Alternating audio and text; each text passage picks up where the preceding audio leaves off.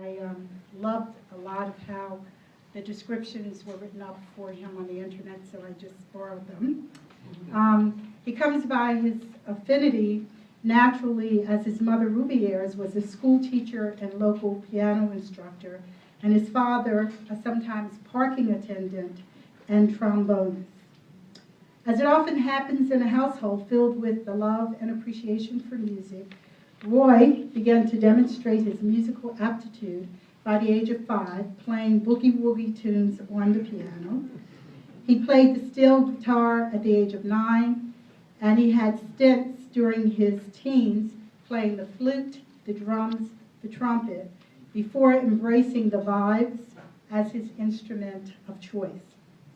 Perhaps Roy's karmic destiny as a vibraphonist was by his parents' decision to allow him to attend a conference featuring the great Lionel Hampton's big band.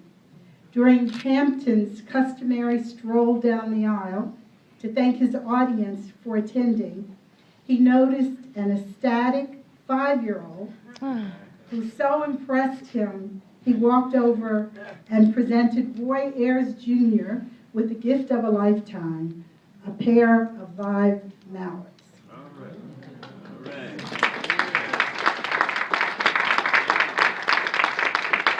Roy is described as one of the best known, most loved, and respected jazz and R&B artists on the music scene.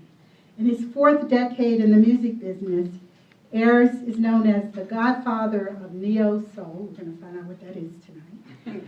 And in the 1960s, he was an award-winning jazz vibraphonist, and he transformed into a popular R&B band leader in the 1970s and 80s. Today, this dynamic brother is an iconic figure, still in great demand, and whose music is the most sampled in rap music history, and has been sampled by top hip-hop artists of today, including Mary J. Blige, Erykah Badu, 50 Cent, Tribe Called Quest, Tupac, Pac, and Ice Cube.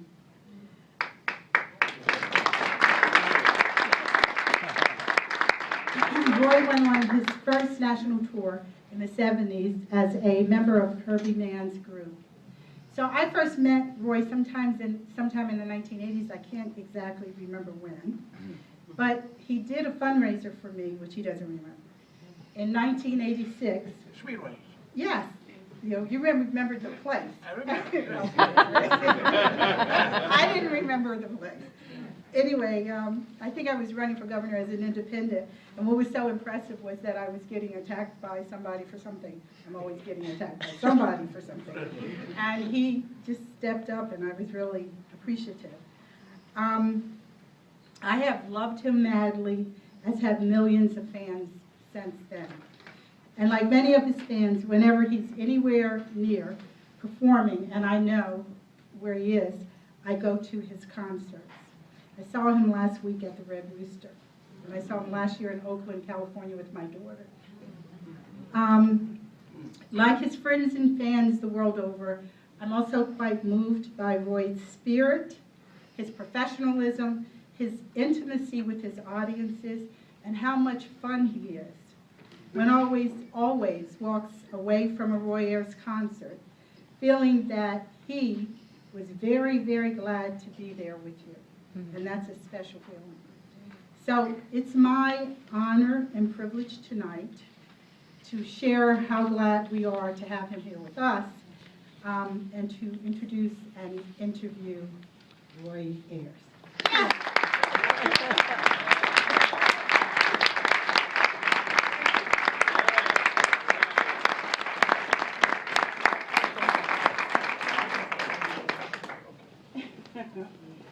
So how are you?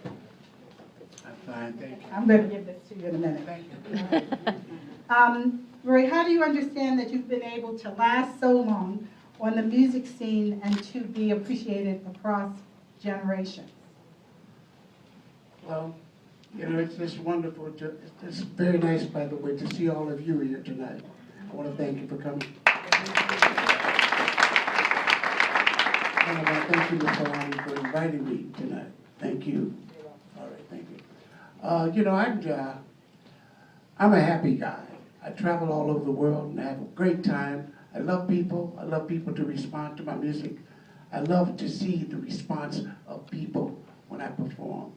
It's always great. Many of you I've seen at some of my shows. You've expressed that to me tonight.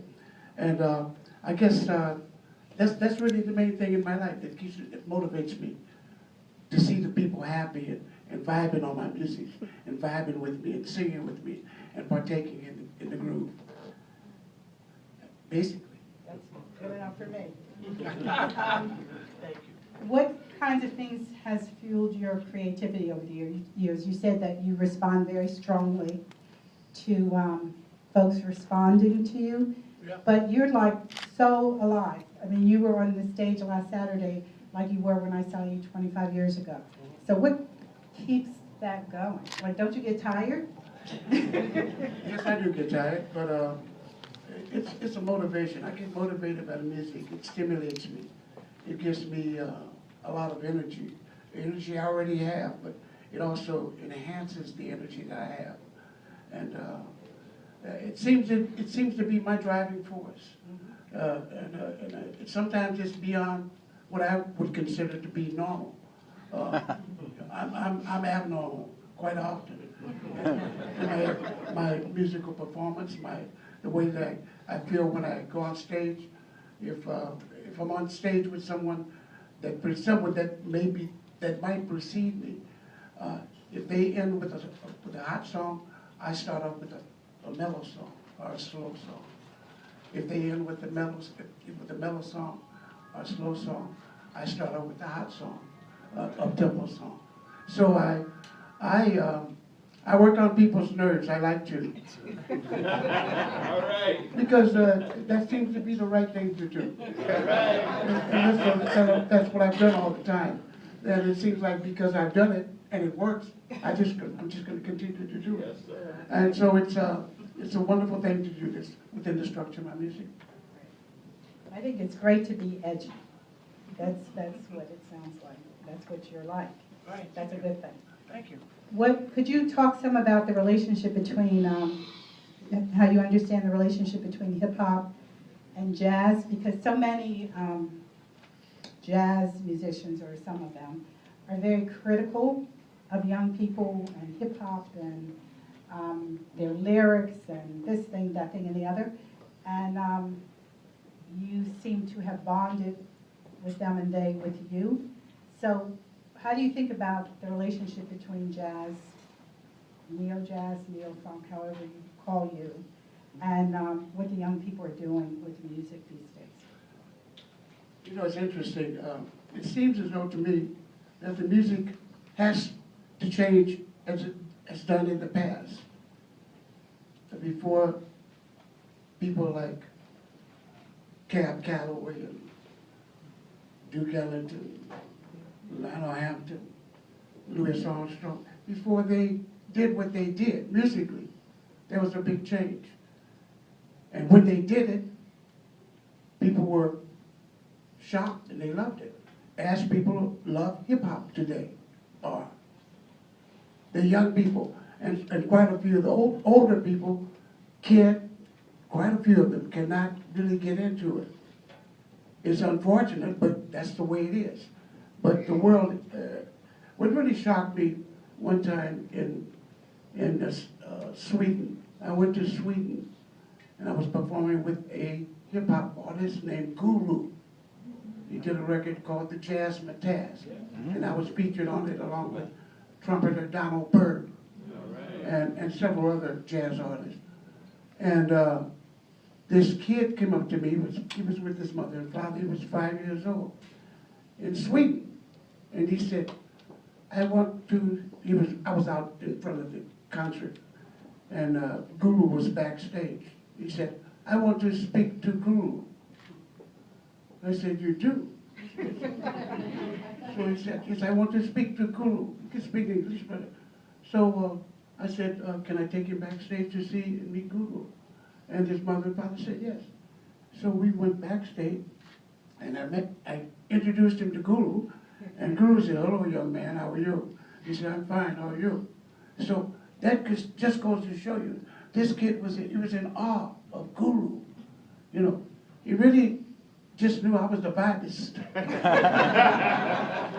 You know, it's kind of like my time had passed, but the hip hop artist was what he was really interested in.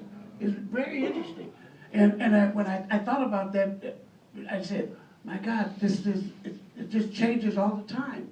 It will change all the time. Maybe 10 years from now, or maybe 5, I don't know. Something's going to happen to change the groove right now. It will happen again. It continues to change. And I change with it. I just love it. Do you think it's hard for artists to change with things? Because a lot of people don't. They sort of play their style and then they go. So what's the challenge of that, or what do you think, like why is that the case? How do you understand? I think some people are not, they can't change. There are some people that cannot change. They will not change. You know, even your choice of food. You choose to eat something that you want to eat all the time. And you don't want to eat this or that. You want to eat this. That's the way life is. So with the music, it's the same thing. A lot of artists. I mean, I have rapped on records. I call it rap, you know. and when I heard the rappers doing it, I said, they just have another way of doing it. But they're doing the same thing I've done already. No disrespect to the artists or whatever. But it's something that's happened already. I mean, I think about artists like John Hendricks. Yeah. John Hendricks did what you call scatting. And King Pleasure did something called scatting. Also another artist named Eddie Jefferson. And another artist more currently who just passed away, Gil Scott-Heron. Oh, yeah. All these artists have their way of doing a form of rap. It's almost identical, you know, if you think about it and think about what they're saying. So it's very interesting. The thing I like about it is that you can't, well, I don't necessarily like it. Sometimes you can't understand the words. But you have to get into the rhythm of it. The rhythm and the feeling of it. It's very difficult because you say, oh, I can't stand that because it's not my kind of groove. And I understand that. But you have to understand that this is a new groove by new young people. And young people have a new way of expressing it. And you have to understand it. And you have to accept it. Right or wrong.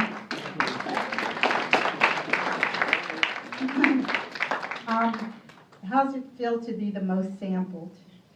That's pretty impressive. That's wonderful. Okay, you want to say more? Yeah. No, that's wonderful. I have more sampled, not just sampled, I have more sampled hits than anyone in the industry. That's great. It makes me really feel good as a writer. People have sampled my music, the rappers, the young people. I have more sampled hits.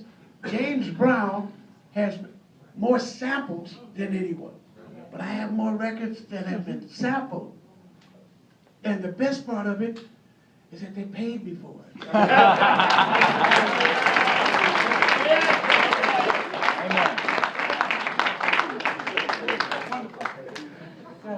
Mr. Ayers. That's the best part. That's the best part. When a young person samples your work, what's he getting?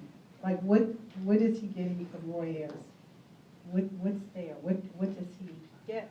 Well, I guess the one thing that happens about it is that the education factor is there, because a lot of young people don't know that the music that is sampled has already been played by, they don't know this, by other artists. I remember hearing someone speak about the OJs, and there was a song called Money, Money, Money, Money, right? And the little girl was saying, oh, that's, I forget the name of the artist that sampled it, but some artist sampled it. And she said, oh, that's so-and-so and so-and-so. And so the little girl's father said, no, that's the OJs. And they sampled that record, and then they explained it to the kids.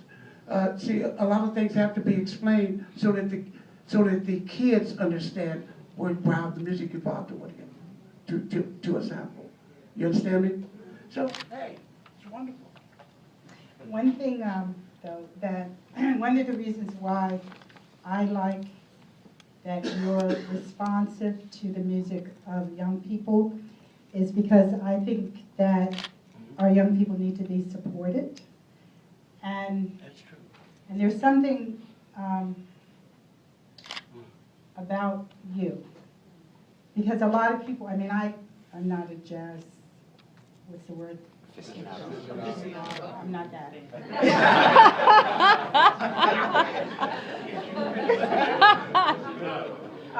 I like your music. I like hip hop. I love R&B. I mean, I love music.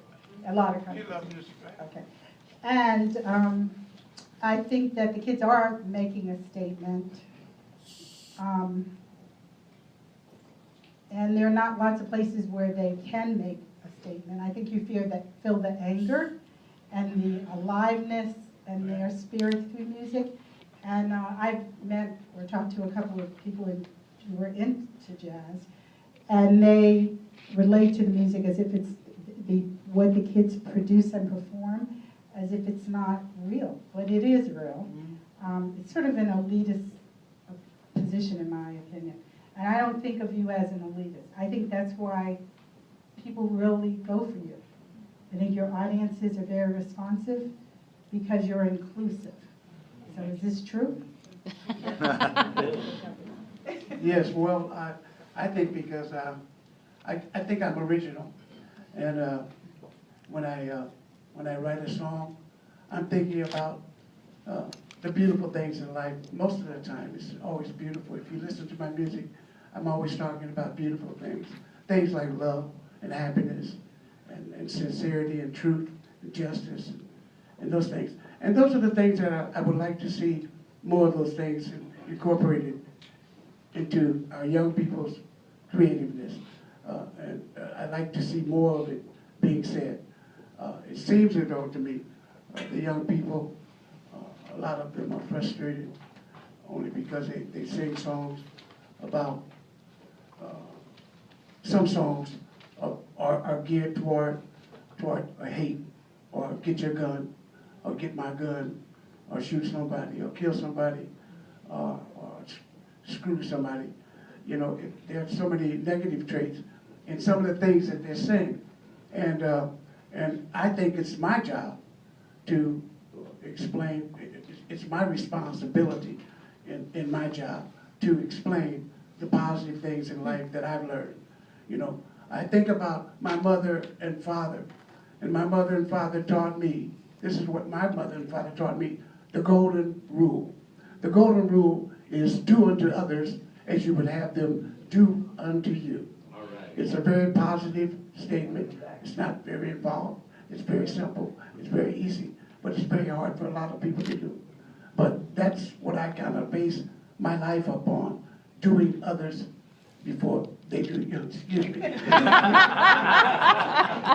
Well, let me say it like this, stopping others from doing you before they do it. You know, it's almost the same thing, you know. I love it. I just turned it around that way. But it's wonderful. So, I think that's wonderful. Good. Thank you. When jazz was first created, as it evolved, were there similar responses to jazz artists as there is to hip hop? Like, do people? Oh, yes. People have talked about musicians and their the degree of involvement. For instance, one of my favorite musicians is a musician named John Coltrane. All right. Great saxophonist. Yeah. And they talked about him. They talked about his improvisation. Even critics, jazz critics, people who love music, who talked about his tone, and then later on, they had to take it back. Yes, because they listened. That's interesting. They listened, and then And then the people, and everybody listened and said, oh, he's all right. but they had to understand how far ahead he was, as was the great Mr. Charlie Parker. It was the same way. And they talked about Charlie Parker. Matter of fact, Charlie Parker was one of the first artists to probably improvise on the level of improvisation that he was on, was way above everybody else's head, even some musicians. It was incredible. And not enough people, I feel as though not enough people today even talk about the great Charlie Parker. And some of those musicians, Charlie Parker and Miles and Chuck Coltrane, those musicians were so far ahead that it's ridiculous. I'm saying ridiculous because it was so great. The improvisational texture was so wonderful, so magnificent, so wonderfully wonderful, great, that it's beyond most people's heads. And I'm trying to emphasize it to make you understand it. It is so great and not really acknowledged as it should be on the level that they acknowledge some classical artists. Try to understand me. It was great. These guys were great. And not only them, so many great musicians that have done great things with improvisation. Because improvisation in the jazz category is spontaneous. It's spontaneous improvisation. So when you play like an instrument like Charlie Parker did, it was, I can't even get the words. I said magnificent, it was incredible,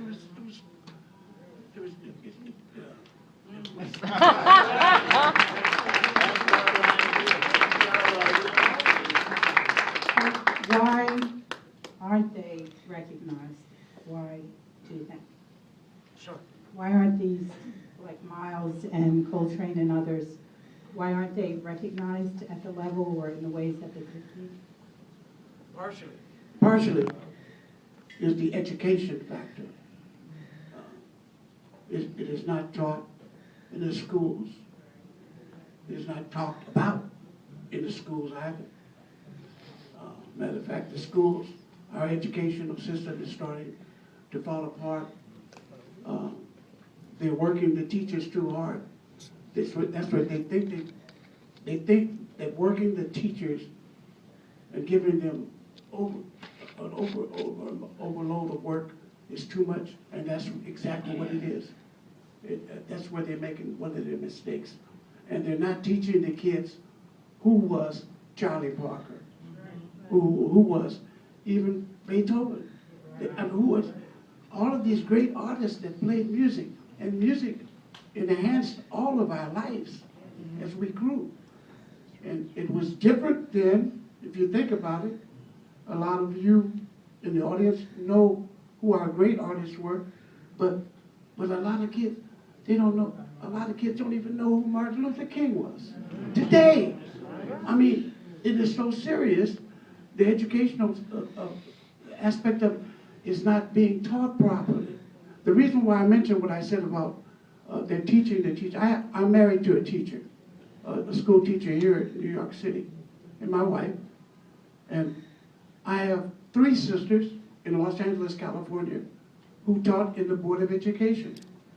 And they went through the same thing that my wife is going through. I'm serious. These are very serious points. The educational system is failing, and they don't really know what to do. They really, and what they are doing, they are not doing properly. It is not the right thing. It's crazy because they've eliminated all types of programs that are about music and education. This stimulates the child's mind to be creative. These are very important things that have to be done and should be done. It's unfortunate, but maybe they will do it, hopefully.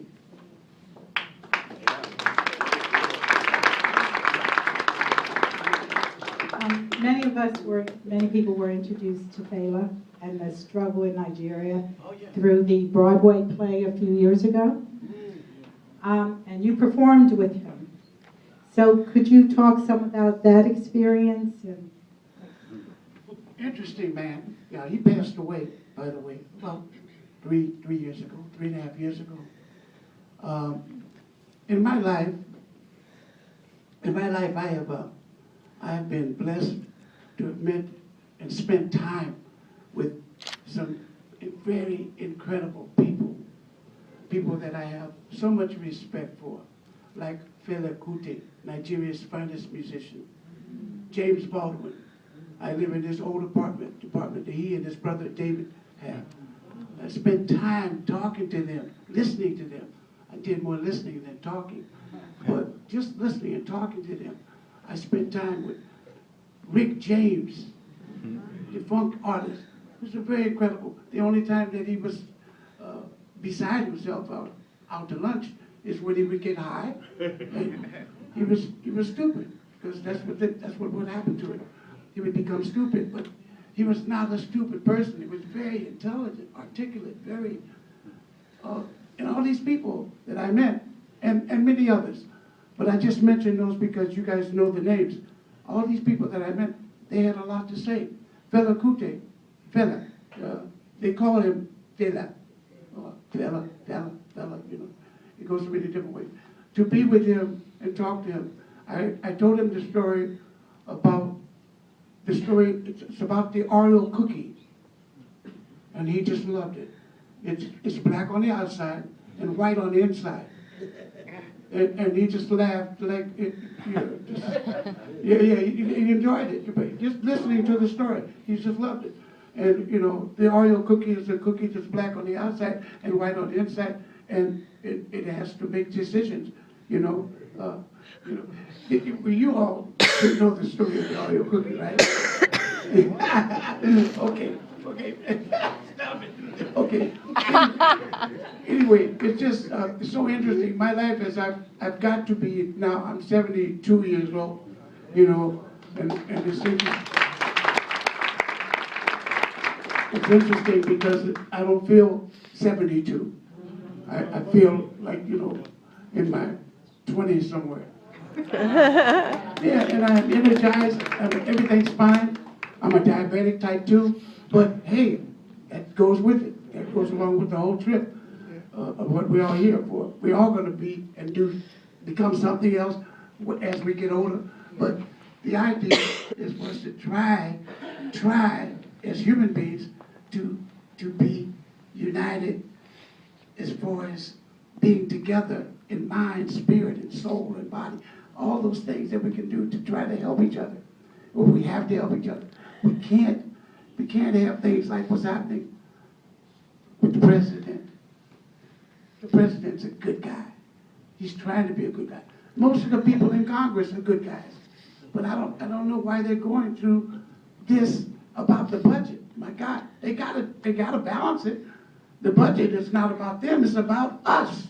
Yes. They've got to do that. They can't just let it go. So what's the prolong? Why? I mean, I'm trying to just be just rational, intelligent, trying to balance it out. But all of this has something to do. It has something to do with you. It has something to do with you, with all of us. That's what I'm saying. So, I'm not going to say anything else. Well,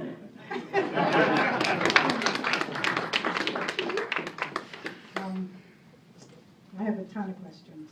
So I'm going to stop. please. I'm going to open the floor. I want to say to you how inspiring your music is. And not just that it's a piece of music, but what you do with it. It really does. It's very inspiring. Thank you. It makes a big difference in a lot of people's Thank lives. you so much. It's a pleasure to hear that, you know. Yeah. You know, and to know that you feel that way, and that other people feel that way. It's you know, things like us being together today, and you invited me here. This doesn't happen as often as it should happen. Mm-hmm. And also there are other artists out here that need to be heard so that you can see what they're thinking. And not only are the artists, but they're thinking a lot of things that the people are thinking. You understand? That's why when you hear Obama say something, and you relate to it, you say, yeah. You're saying, yeah, because you believe that also. So there are a lot of things that need to be said, but are not said. So we go around quietly and do whatever we have to do, and we let it go by. It's like what's happening in the schools. And it's so ironic. The Board of Education is the same thing almost all over the United States of America. You know, and they've got all these private schools, and they're teaching children.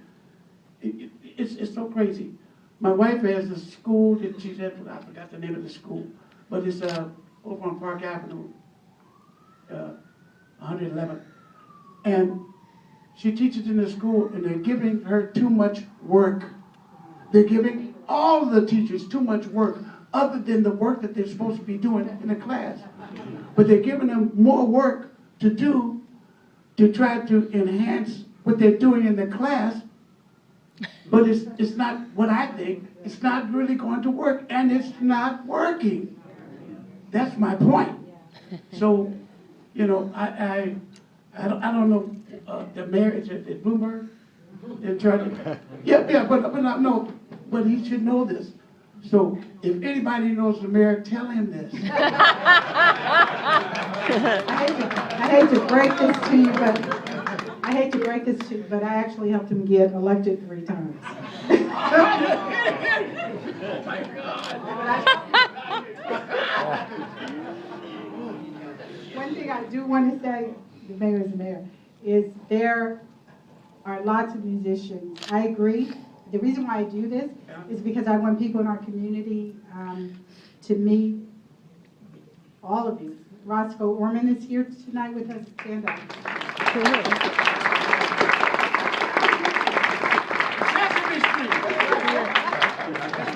And I did one of my best interviews with him.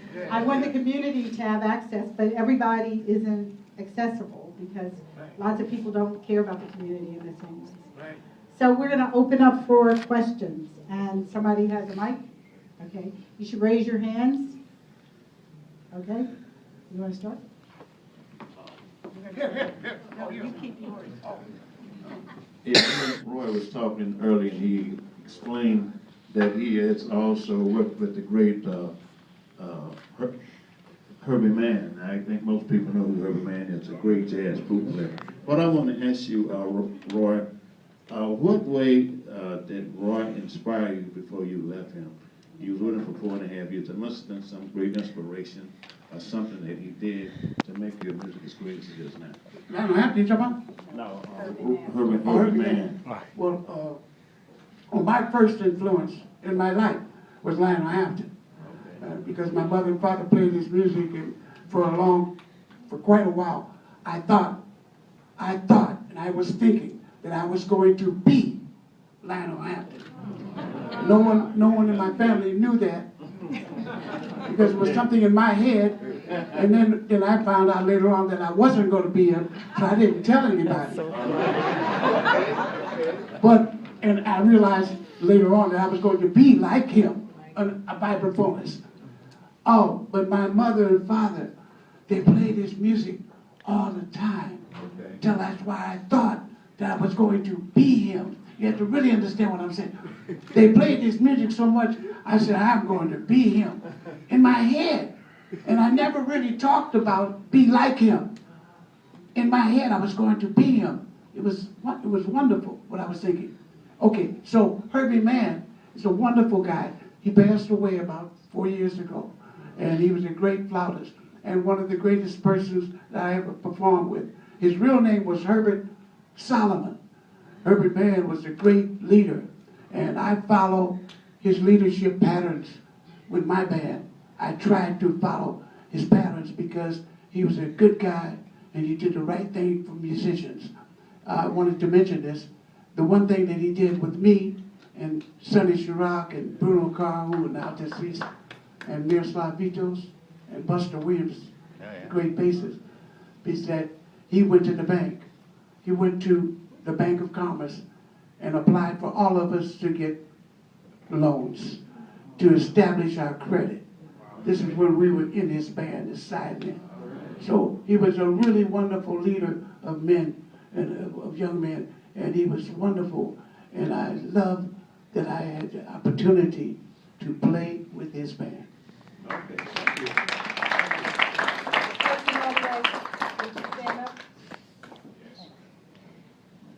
107.5 WBLS. How you doing? Hey, I did a couple of shows for you. Remember that, right? Yes, sir. Listen, I MC a couple of your shows in Brooklyn, and somebody told me, said, you know what, that man got the right medication, the way he get on the stage and do his thing. Thank you. But anyway, there's a few of our artists that passed away. Fantastic voices. Dave Brubeck just passed away. You know? Right. Did you ever perform with this guy? No, I never played with Dave. And I went to Kevin Butt's church last week in That's a church Speedo from the Calax. I was there. Yeah. That's where I go to Calvin Butts. Yeah, I came up and spoke about Speedo from the Calax. He passed away. A lot of people didn't know that.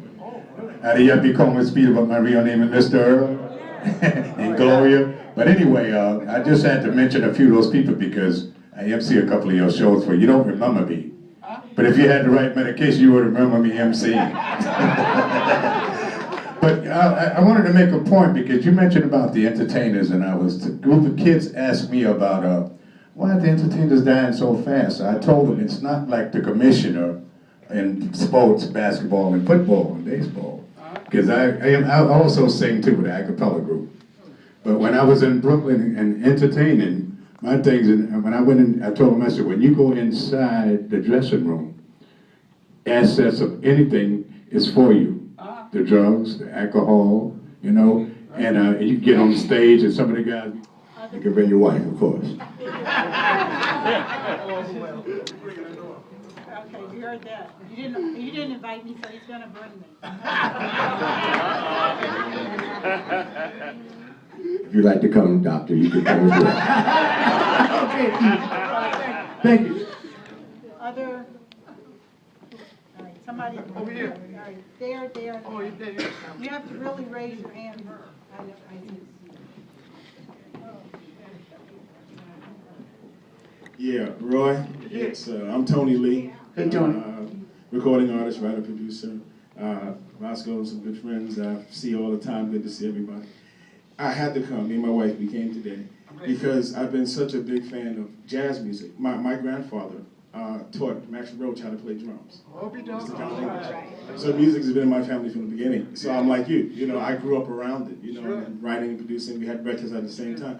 My question for you is that I do urban contemporary gospel music. I write and produce. I have a single with my wife. We're doing some other things that we're doing. And I try to channel the spirit of what God has put in my heart into the music so it can touch the people and uplift the people. How do you do it? What's your process of uplifting the people with the music that you have? I try to just be sincere and creative, and God try to keep things going. Creative music is something that you just. I thrive off spontaneity. I like to be spontaneous. I have. It seems as though everything that's been a hit for me has been done spontaneously. The things I work on, they don't do anything. But my spontaneous relationship with music works. So call me Roy Spontaneous.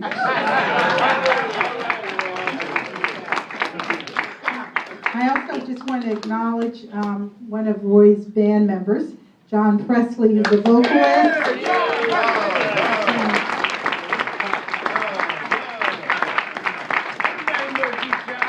And when we're finished, John's going to go downstairs in front of the Harlem State Office building, and we have tons of CDs, and you should buy them all. We just can't sell them in here because whatever. So, Oh yeah. Yes, John, you remind me of me. Because when I worked with Herbie Mann, I was also a roadie and a musician. And I got paid for being a roadie too. So you're doing the same thing that I did. You're playing with me and singing, you sing with my band, you're also a roadie, which is fine. You know, it's fine. You do it so well, man. I want to thank you for being there. Hey, give him the mic. He wants to say something. No. Put the Scorpio on. How y'all doing? Listen, I'm not saying this just because I work for this gentleman. Yes, but, you are. Yes, you are. But truly and honestly, he's one of the greatest persons in the world. And that is honest and sincere. You know, I still don't think he's getting his due You know, so we should call the radio stations and let them know, say, hey, y'all doing this for this person, doing this for that person. Roy Ayers been throwing it out there for a long time. And I'm happy doing it. I'm happy doing BET, it. say, hey, BET, why can't we see Roy Ayers on BET getting an award? You know, let's give it to him now. Y'all about with it. Let's not wait until later, you know, and they say, oh yeah, Roy Ayers was a good man. He needs to get his due right now. Yeah, it's all right. You know, so I'd like you to, you know, call BET. You know, some of y'all might know somebody at BET, so, you know, call them and say, hey, listen, it's time for a Soul Train Awards. It's time for Roy Ayers to get his award. We agree, Roy.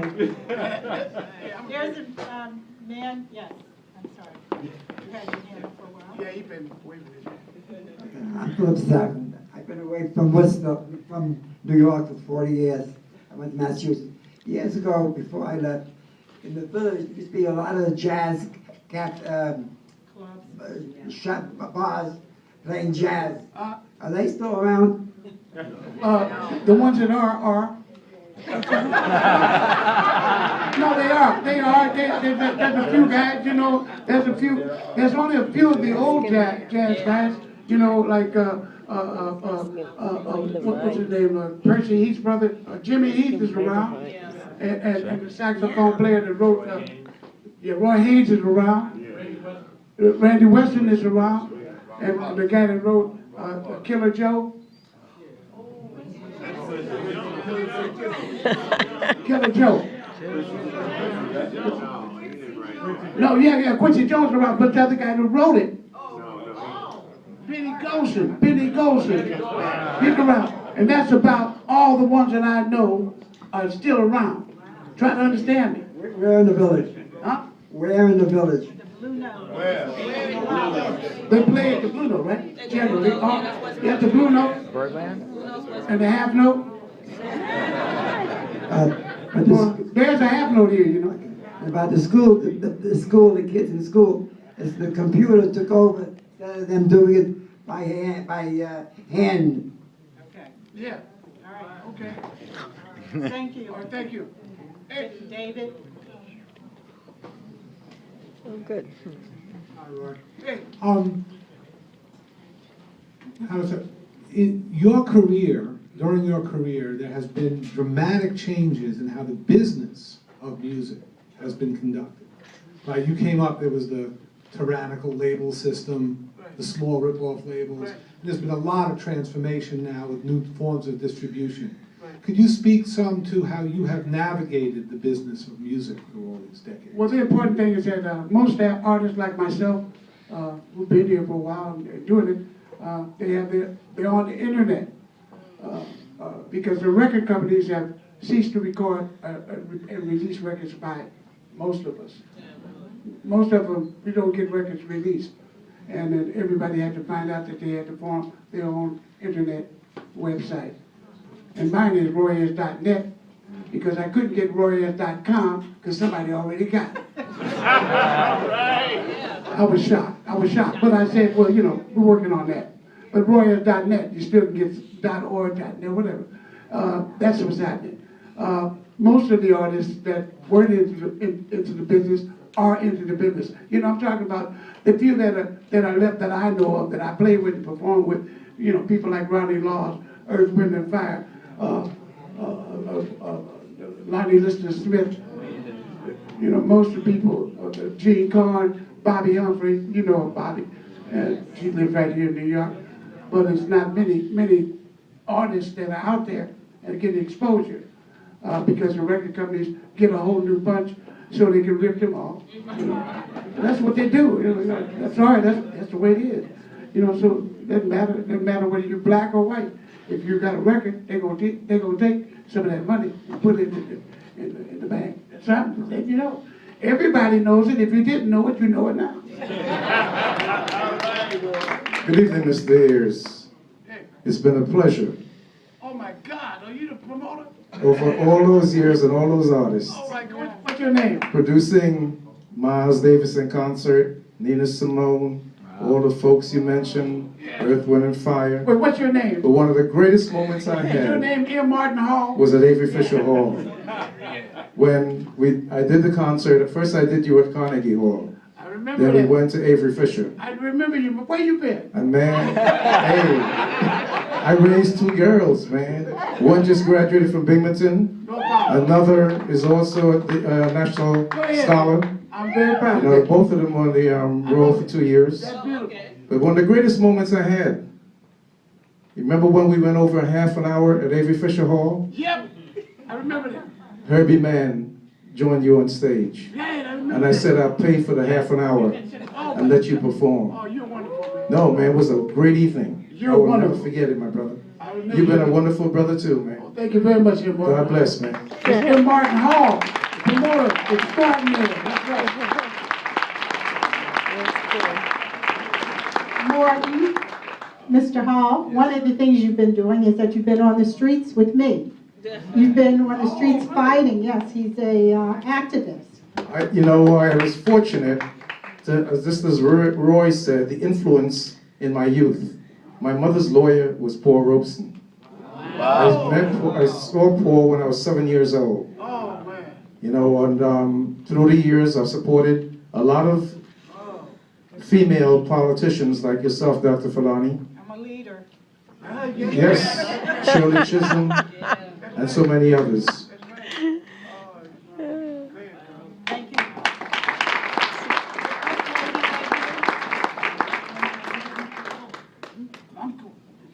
Good evening. Hi. Mr. Ayers, it's a pleasure to meet you.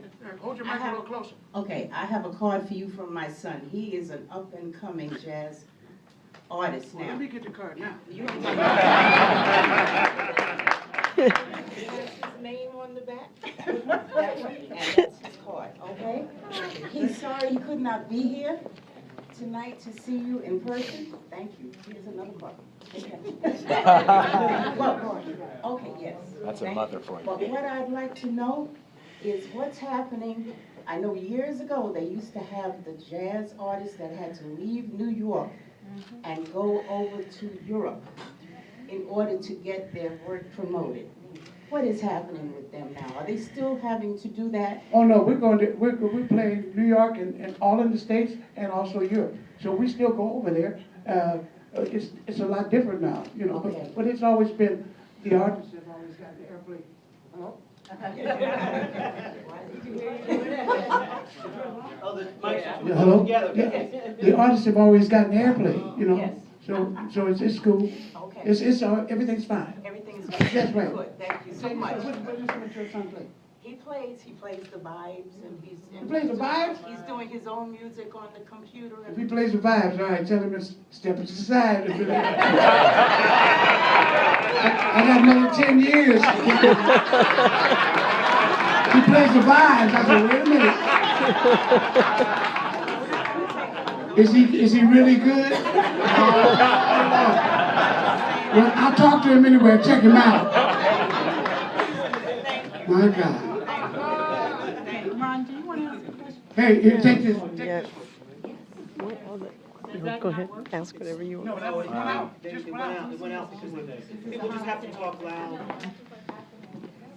All right, I'll ask a question. Sure.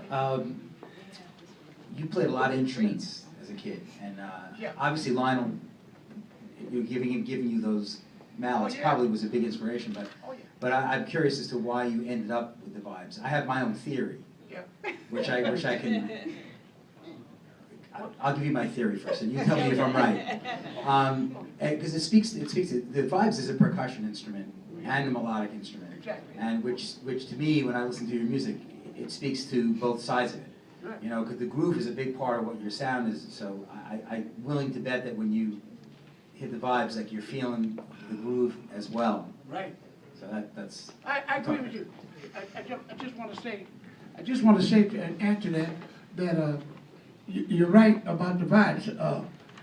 But what I did is I played the vibes at the beginning of my career, and then after I played with Herbie Mann, I realized the importance in incorporating my voice into my music because I could get wider recognition. Because a lot of radio stations wouldn't just play the vibes, or just play the instrumentals or whatever.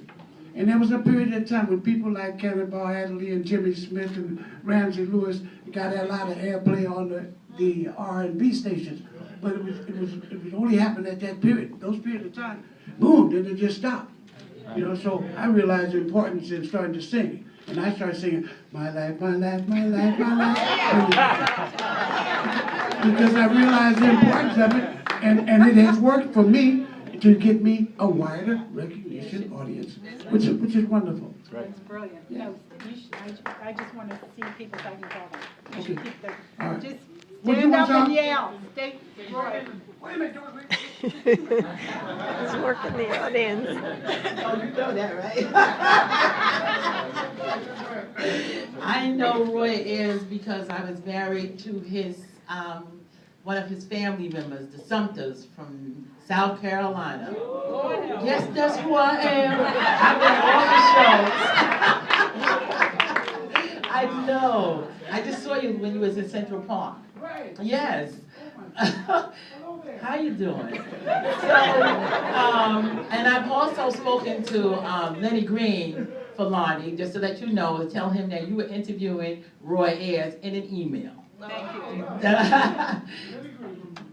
Yes, and I'm now working with, what's his name, Forrest Jackson on a label, so I am singing, as you said, asked me to do. But my question that I wanted to ask is, I hear that the Lennox Lounge is going under. December 31st. So what is anybody or anything, because I thought it was once a landmark. I heard that it was a landmark. So when I heard it on the news last night that it was called, I was like shocked. What happened to the landmark? The money must have run out or something, because when people close up or close down, the money must be gone. You know, whatever money that they had, I don't know what happened. So I guess we will hear more about it. The rent went up. I don't think. Well, he think he knows.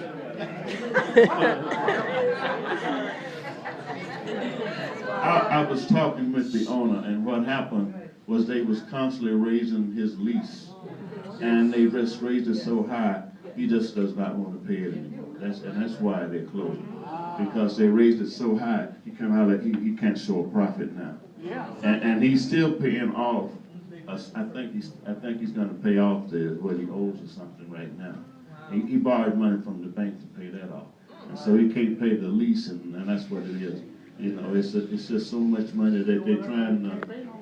The more money he makes, the more they try to charge him.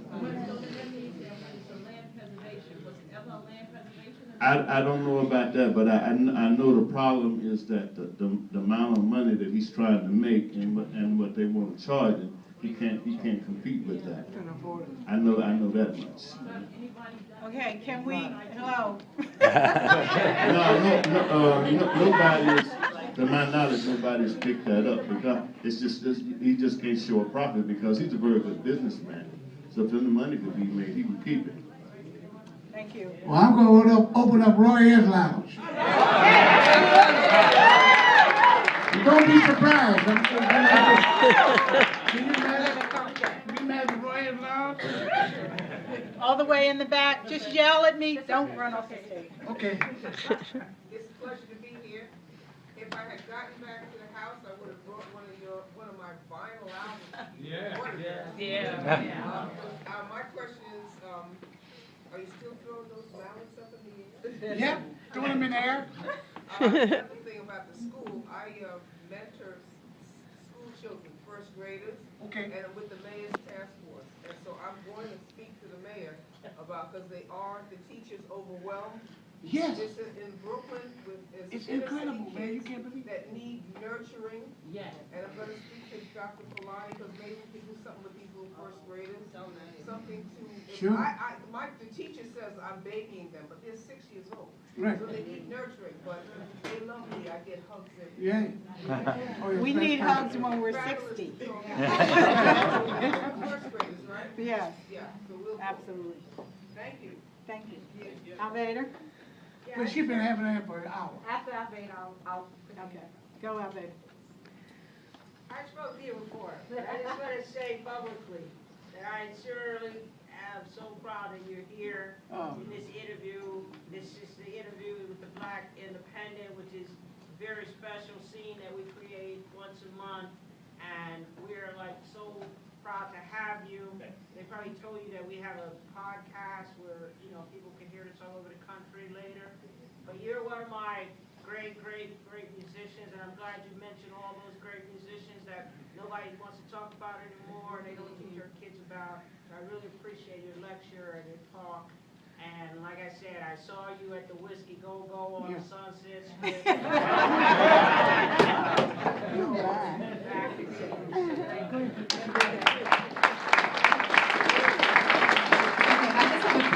Mr. Mello, and my question is, what's your favorite record or your favorite song that you produced or you wrote? Yeah. The favorite songs that I like, that I did, was Everybody Loves the Sunshine. And my favorite song of everybody is What's Going On, Marvin Gaye. The whole album. Because to me, that album was closer to more reality than almost everything I heard. I'm sorry?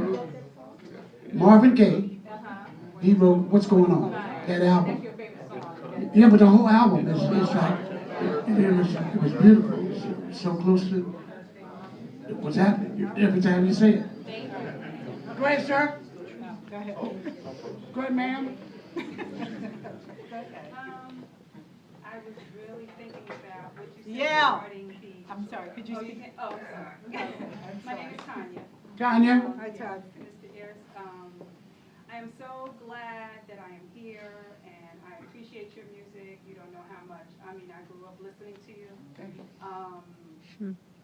I am so glad and appreciative that my parents exposed us to so many different things regarding music, jazz, classical, everything. That's how I grew up, listening to that, and ended up going further in terms of high school, going to specialized high school in music, etc.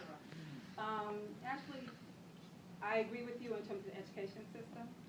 I wish we could do more, and I'm hoping that everybody that is here tonight, it's more a thing where we really need to talk to our leaders, talk to people who we know regarding the education system to get more of music back into the schools. I think that's just so important. I can't express that enough. When I talk to young people now, I let them know in terms of the history of music, artists, etc., and we have to continue to do that. Thank you. I'm going to invite Roy's going to come talk to the kids at the All Stars Project. All right, tell me about it. Yes. No, I don't need this. I just want to. Okay. You want since I'm here. Besides the vibes, what is your favorite or favorite instruments? What do you like to listen to in here? I like the piano because I use it for writing. I use the piano for writing, and it's there, you know, everything's there. All the instruments are within the structure of the piano. But thank you. Sir? Mr. Ayers, I have one particular album that I've always loved, Red, Black, and Gray. Oh, my God. Now, on that album, it's Papa Was a Rolling Stone. Papa Was a Rolling Stone. When you first heard that, what did you think, and how did you come about this? Well, that Papa got around everywhere. That's what I thought about when I heard it. Wherever he laid his hat was along, you know. And when he died, whatever. That's right. So you know, all in good time. So that's why I did it on it, you know. And it was, I did it instrumentally. Go ahead. Oh, right. And also, I heard you in Sweet Blue on WFU last week. Really? Sure. Oh, beautiful. Thank you. Thank you. That was great. Well, this is great. You know what? Just being here, Miss Fulani invited me. You know, these are things like this should happen all the time. Between people in the neighborhood, because you get to know each other and you know what's happening. Because you don't talk about it except individually at home. You talk about it, and then you go on out in the street like everybody else has talked about it, but nobody talks to each other. Right. That's why we don't get things accomplished with our officials. Because you know, we're working our butts off wherever we work. If you got a job, you know, it's hard to even find jobs. You know what I'm saying? So you know, these kind of things should happen, not just with the artists, but these kind of things to generate more unity around the neighborhood. But a lot of those in position. I'm sorry? A lot of those in position are disconnected from their community. A lot of those who are in positions are disconnected with the community. I remember right here on 25th Street. Uh-huh. Jackie Robinson speaking to me walking down the street. Right. And so many others. Dinah Washington. Right. Out here on the street. Right, on the street. That doesn't exist anymore. You know, even with our politicians. Right. Engaged people. Yeah, things have changed a lot, so we have to do something about it. And maybe Miss Fulani, maybe you can do it. You started it. I mean, this is great.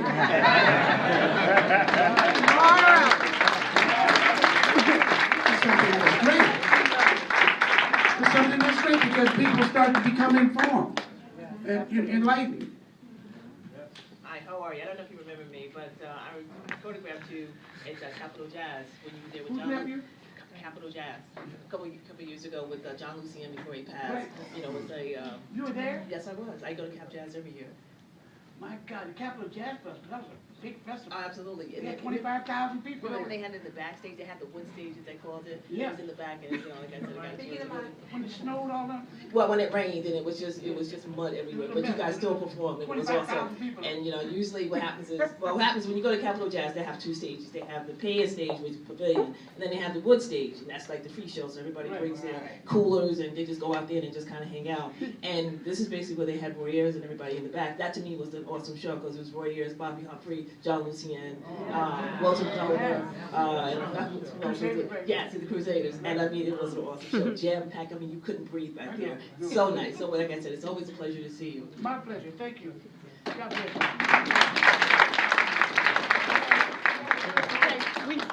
Stand up, stand up. I don't need a picture, please. Stand up. I'm Chris. But what I want to say is that I'm glad you're here. And the man here was talking about what's the solution. The billionaires, right, we have to help them out. It's a disease called greed. We got to help them out. Okay. You know, we got to get it written, we got to get it legislated. Greed is an illness, and start a greed awareness. Yep, you're right. Because they're suffering. They're actually suffering. Oh my God, 89-point-something billion dollars. They can't take $10 billion and take care of their employees. They still have $79 billion. They can afford to be nice. They can afford to be nice. Okay, we have two last statements. You want to make one, and you? Okay. Yeah, I just... Wait. Somebody's going before you. Well, first of all, I just wanted to take a moment to introduce myself. My name is Frank. I worked in a record store for many years when I was in high school and college. I remember your albums, though, what have you, so it's a pleasure to meet you and be here. Thank you. My pleasure.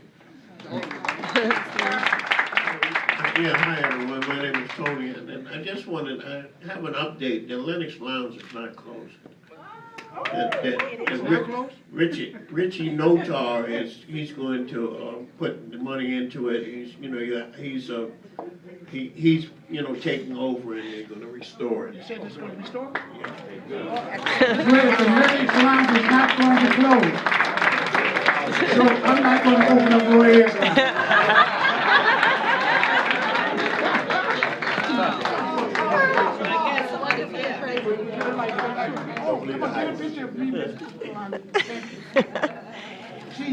So see, if you come to my meeting, you see how quickly we resolve this issue? So Roy likes this so much, he's going to come back once a year. You don't have to do it every month. Do you want to say something before we end? No, but I will bring, when I come back, I'll bring more musicians. Maybe we have about 150 people up here. And really have a ball, right? I'll bring Tom Brown and Lonnie Easton Smith. Yeah, and maybe we have a mini concert.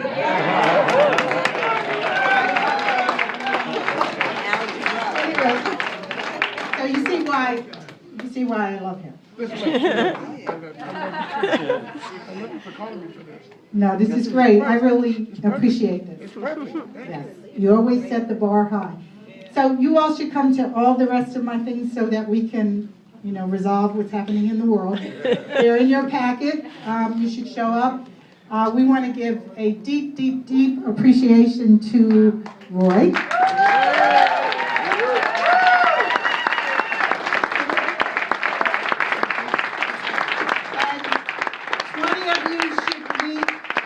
Arthur Presley outside and buy a CD, so you can figure out who you are. Thank you and good night. Love you.